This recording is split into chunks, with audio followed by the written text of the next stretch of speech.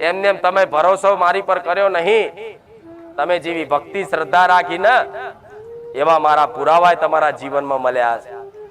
પણ ભલે 2-4 કોમ થાય અને બીજા કોમ કદાચ ના થાય તોય મારથી નારાજ ના થતા. કદાચ કોઈ અરજી, કોઈ પ્રાર્થના કદાચ વારે ઘડીએ કરી હોય છતાંય તે કદાચ કોઈ અરજી તમારી કોઈ પ્રાર્થના કદાચ પૂરી ના થાય તો એમાં મારાથી નારાજ ના થતા. કેમ કે એ પ્રાર્થના, એ અરજીમાં તમારું કયું કર્મ, કયું પ્રારબ્ધ આઈને તમે ભોગવો છો એ તો મારા જેવી માતા અંતર્યામી જાણતી હોય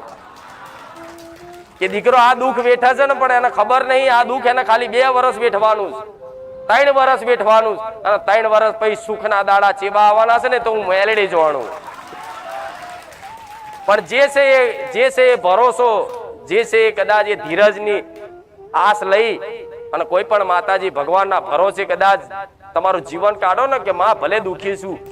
ભલે મારી અરજી કદાચ મારી કોઈ આ વાત હું જે વિચારું, હું જે ધારું છું એ પૂરું નહીં થતું, પણ માં મને તારી પર વિશ્વાસ છે, ભલે તું કામ ના કરું ને છતાંય તું મને વાલી લાગે, તું મારી માં છું,